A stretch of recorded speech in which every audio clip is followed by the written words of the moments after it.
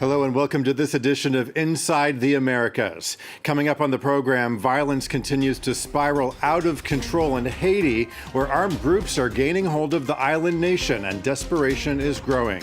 The UN is calling for the international community to act. Donald Trump says he expects to be arrested and calls for his supporters to protest. The former U.S. president is facing possible indictment in New York in a case connected to $130,000 hush payment made to a porn star. And they are an endangered species under threat by poaching and by their loss of habitat. We'll tell you how the Jaguar is also being imperiled on a different front by drug traffickers in southern Mexico. We begin with a shocking number, 531. That's how many people have been killed so far this year in Haiti as a result of ongoing violence and unrest. There are estimates that armed gangs now control about half of the country, including the capital city. As the situation spirals out of control, the UN Human Rights Office is calling for the international community to deploy a specialized force to the Caribbean nation. Selena Sykes has the story. We want to warn you that her report contains some graphic images. Passers-by shot at random in the streets, school pupils kidnapped, and children recruited by force into armed gangs. Extreme violence in Haiti's capital, Port-au-Prince, that these families are desperately trying to flee. In this incident alone, at least 9 people were shot dead and at least 4 bodies were found in a charred vehicle, according to local media. More than 530 lives have been lost so far this year alone in gang-related incidents in the Caribbean country, a situation that the United Nations has warned is spiraling out of control. The abuses against the population, and especially women and children, this includes recruitment of minors by gangs. We're now talking about child soldiers in Haiti that are being indoctrinated at the age of as early as 8 years old. A climate of fear as gangs now control more than half of Haiti's territory, one of the poorest nations in the world. Prime Minister Ariel Henry, who survived an assassination attempt in January last year, vowed to mobilize security forces to fight against the violence. We will not be able to build the Haiti we want with gangs running rampant everywhere. They must listen to reason, or we will make them listen. The UN, meanwhile, is pressing the international community to deploy troops to support local forces.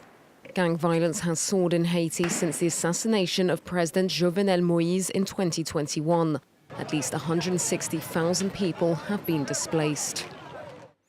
Next to the U.S., where Republicans are bracing for the possible indictment of Donald Trump. The former president said he expected to be arrested this week in connection with an investigation by the Manhattan District Attorney. The case involves hush payments he's accused of making to conceal a sexual encounter with a porn star. And it's just one of several cases in which Trump could face criminal charges. Vedika Bahel has the story. A former president has never been prosecuted in U.S. history, a fact which could change in the coming week. Donald Trump has said he expects to be indicted in connection to his involvement in a $130,000 hush money payment made via his lawyer to porn star Stormy Daniels in 2016. Authorities seek to determine whether Trump was guilty of a misdemeanor by falsifying business records or a felony by breaking election law and purposely hiding this information from voters. If charged, Trump would first be notified to travel to New York City to surrender. And for security reasons, it's unlikely prosecutors would knock on his Mar-a-Lago door. Upon his arrival to the district attorney's office, the former president would be arrested and booked, with his fingerprints and mugshot taken before appearing for arraignment in court. A conviction on a misdemeanor would result in a fine, but if convicted on the felony charge, Trump would face a maximum sentence of 4 years behind bars, though it's uncertain if he'll serve this. After he called on his supporters to protest, barricades have been installed outside the U.S. Capitol building to protect from any violence that could accompany the case, as authorities fear a repeat of January 6, 2021.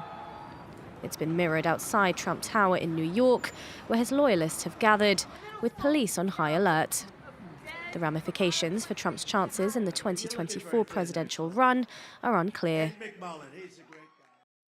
In Brazil, President Lula da Silva has announced a series of measures to combat discrimination against Brazilians of African descent. Among the executive orders, a decree requiring that black citizens make up at least 30% of federal political appointees.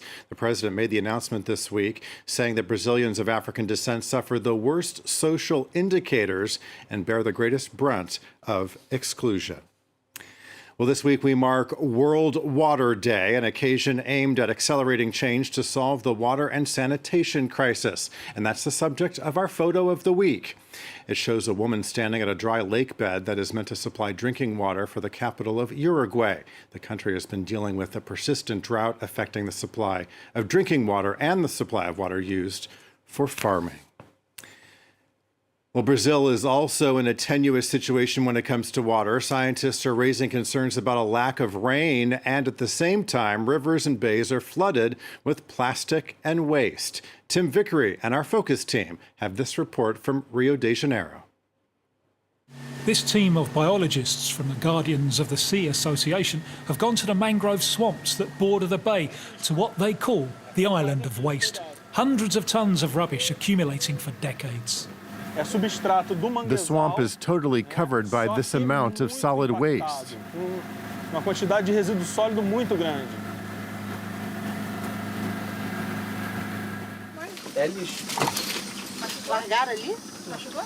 They've come to see the damage up close. Here we have waste that has been thrown away incorrectly. For example, someone who no longer wants his sofa, his furniture, and throws it into the street. And it rains a lot here, especially at this time of year. The floods carry the waste to the rivers and then eventually to the sea. All this rubbish is going to be removed. Up to his thighs in mud, Rodrigo finally has to turn back. This area is hard to access. The local authorities don't come here. The association is on its own. With their scarce resources, it will take them 10 months to clean everything up. Over an area as big as 20 hectares, rubbish has sunk to a depth of a metre. Since 2001, they've already removed 52 tonnes of waste, a real painstaking task. We estimate that there are about 90 tons of solid waste dumped into Guanabara Bay every day.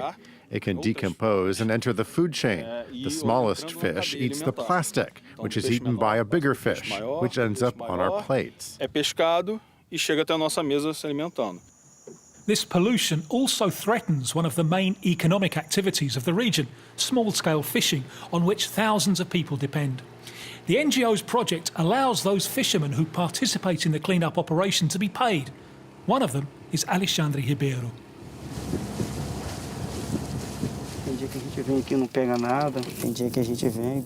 There are days when we come and we don't catch anything. Other days we catch 5 kilos, 10 kilos. But there have been weeks when we work continuously and we don't even bring in 10 kilos.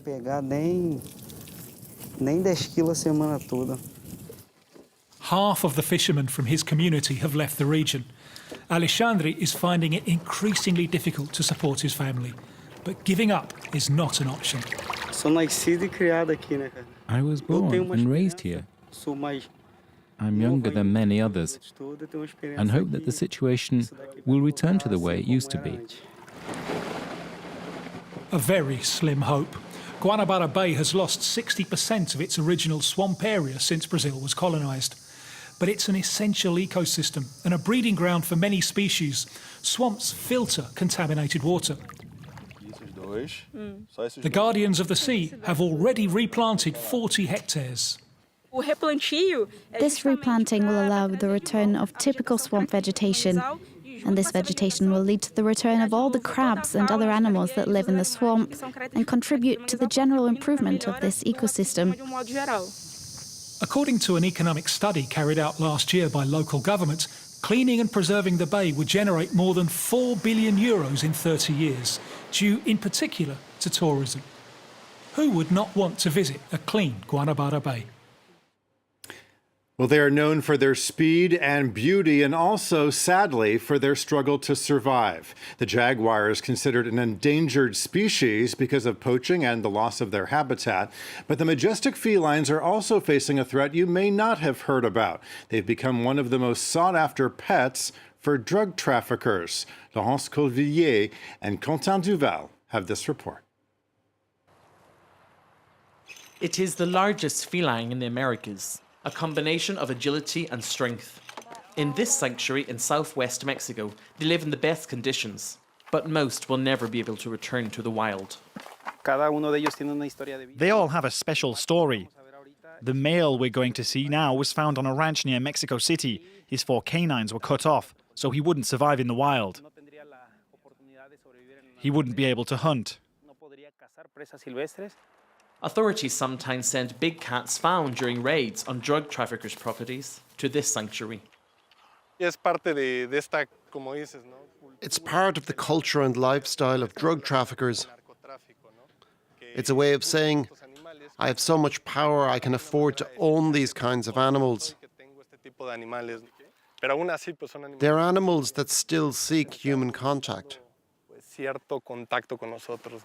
But sometimes it's jaguar babies that arrive at the sanctuary. ¿Cómo estás, Luis? Andy? ¿Cómo están los jaguares? Súper bien, descansando ahorita en horario. El sol está muy fuerte, entonces. In this case, the team organizes the return to the wild by isolating them completely from human contact and developing their natural instincts. Y la respuesta de ellos cazando como Increíble, o sea, ya alguno sumamente rápida. Lo máximo que utilizamos de ausencia de presas es 3 días. Young brother and sister Cachicao and Lamanai will be released in a few months in the rainforests of the Yucatan Peninsula. Y así como llegan animales sin capacidad. Most of the cats that arrive here can never be released, but some can be, if they have the right genetics and if they have the behavioral and physical capabilities. There are about 5,000 jaguars in the wild in Mexico today. Fortunately, their population has increased. There are fewer reports of jaguars dying from hunting or poaching. But there are more jaguars being hit by cars. The loss of habitat, deforestation, is now the main threat. In 2020, the sanctuary carried out the first release of jaguars into the country's forests. The operation was a success and a great sign of hope for the survival of the species. And that's it for this edition of Inside the Americas. Thanks for watching, and we'll see you next time.